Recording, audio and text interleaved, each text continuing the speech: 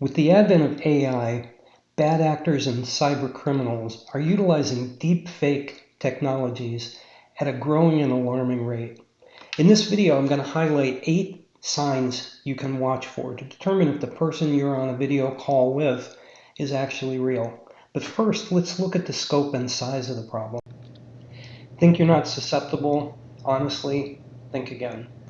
These are straight from the headlines. A Hong Kong-based employee of a multinational company received an email from his CFO, and it invited him to a meeting. And he said at first he was suspicious of the email, but then he decided to join the video.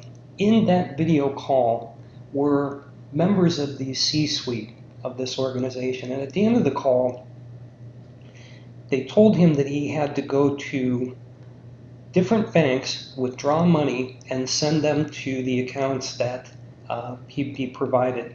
And he did so. It was a $25 million theft from this company that all began with the spear phishing email attempt that an employee responded to. They attended this deepfake video session, believing that they were talking to executives from the company. They sent the money, and then the scam was uncovered.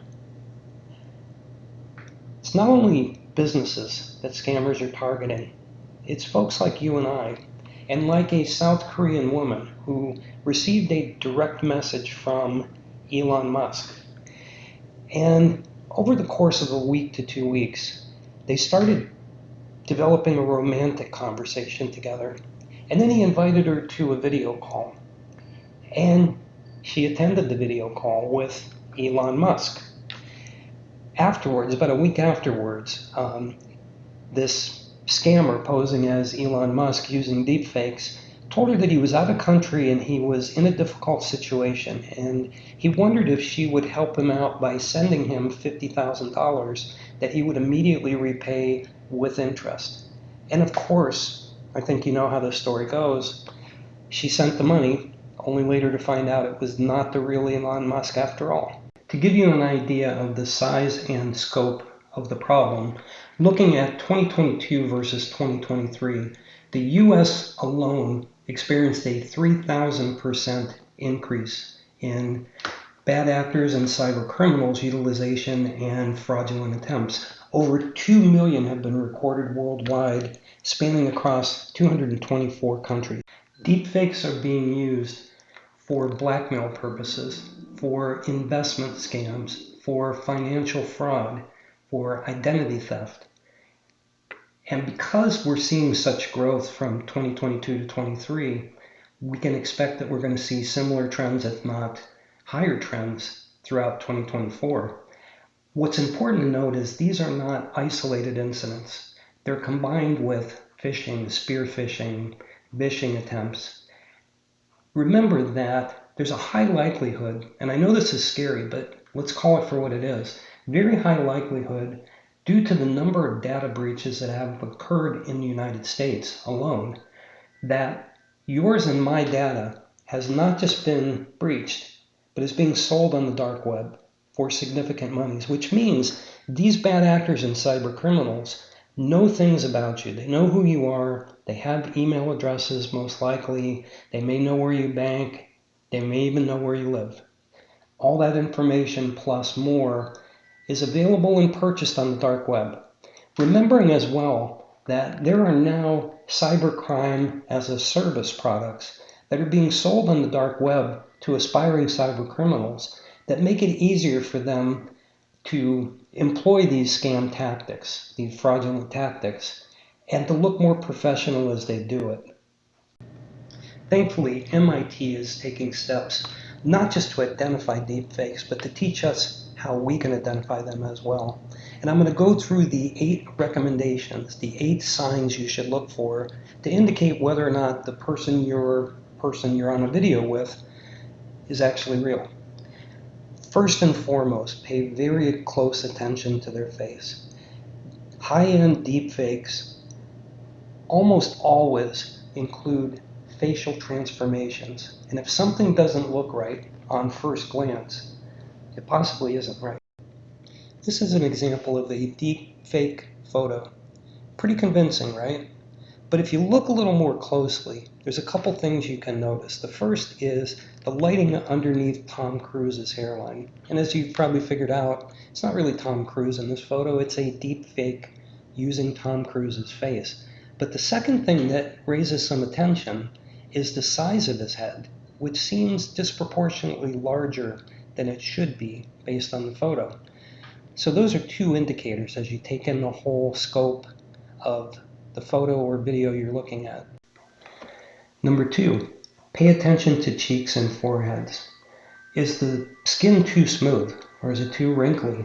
Furthermore, does the agedness of the skin match the agedness of the eyes and the hair? If not, that can be an indicator as well. Can you tell which is the real Barack Obama and which is artificially generated? I'll tell you what, I've been looking at this picture, these photos side by side, for the last 5 or so minutes. I have a difficult time telling. What's your guess? If you guessed the one on the right, you would be correct. Number 3, pay close attention to the eyes and eyebrows. And do the shadows appear in a natural looking way? Or do they appear suspect to you? Let's have a look at some photos. Have a look at these 6 photos. On the left-hand panel, the left-hand photos are real. The right-hand ones are deepfakes. And I purposely pulled up, very bad deepfake photos for purposes of education. But you can see, if you look to the right-hand side, what's being identified and how to look for what's natural versus what isn't. In that top row, non-uniform resolution, right? The darkness around the eyes is a potential giveaway. In the second case, in the middle, unnatural edges, right? And you can see where that's highlighted. And the coloration in the third photo should raise some flags. So looking for anything and everything that looks unusual may trigger you to know that you're looking at a deepfake and not something real. The fourth tool in your toolkit is to pay close attention to the glasses. Some of the things you'll notice as I move my head around is the glare from my glasses moves appropriately, right? So you want to look, first of all, is the glare appropriate? And secondly, if it is, does it move when the person's face moves? Then thirdly, AI has challenges recreating things like lenses and the arms that tuck behind your ears. Let's take a look at a photo and you can see what I mean. As you may have guessed, this photo is a deepfake. Let's look at 5 indicators, and granted, they're not easy to spot, but when you begin to train yourself in what to look for, they become more and more evident to you.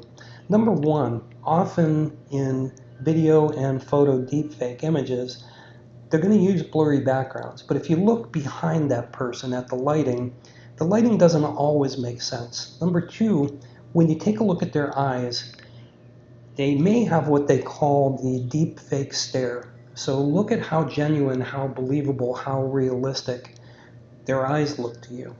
Number 3, if you take a look at the glasses, the frames and the arms are in different positions. Look on the left side of the face, you don't see an arm coming off the frame, but you do on the right, and you should be able to see it in this photo. Number 4, jewelry. There's 1 earring, not 2, and 2 should be visible. And number 5, look at the neckline.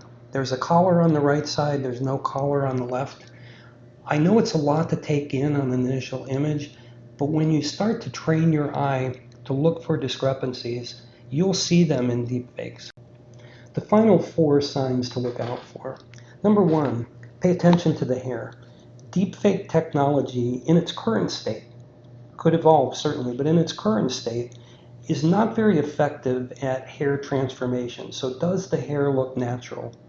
Number 1. Number 2, are there moles or distinguishing features on the face? If so, do those look natural to you? Pay attention to blinking. Is the person in the video that you're engaging with, do they blink enough or do they blink too much? Take note of that as well. And finally, watch their mouth, watch their lips carefully. Deepfake technologies in their current state rely on lip syncing. And if there's a disconnect between what you're hearing and what you're seeing, even a slight disconnect, that can be an indicator as well. Thank you for joining me on this deep dive into deep fakes. And What's important to know is cybercrime as a service last year was a $1.6 billion industry.